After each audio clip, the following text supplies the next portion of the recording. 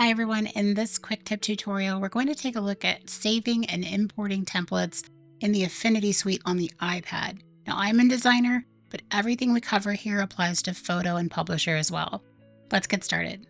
So let's start out by talking about what templates are.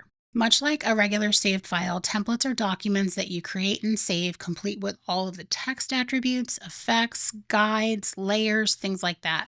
The benefit of using templates is that each time you pull one in, it creates a copy of that original template, giving you a fresh document to use, and you don't have to worry about overwriting the original.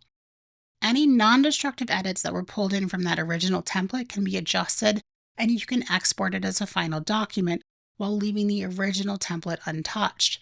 So I use templates for mockups, service pattern designs where I use specific grid layouts, planner creation, and more. And this is a mockup that I created in a previous YouTube tutorial, which I'll post in the discussion below.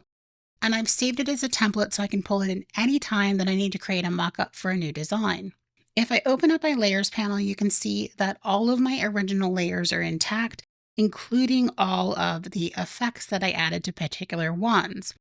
The one thing that templates don't have that a full saved file does, so in other words, the AF design or AF photo, is the undo history. So if you want to be able to keep your history, in other words, you can go to your history panel here, then you're going to want to save it as a regular file, but that's the only difference between the two.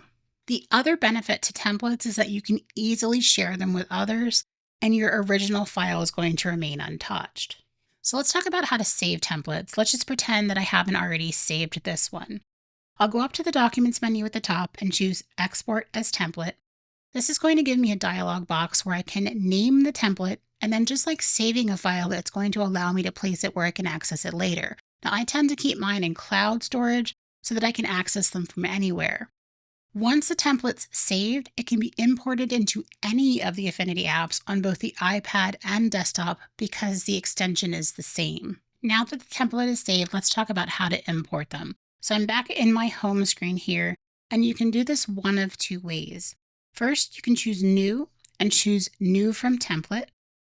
Or you can go right to this templates option here, and it's going to allow you to choose them from your folders. So I'm going to select that, and it's just going to open up a new document.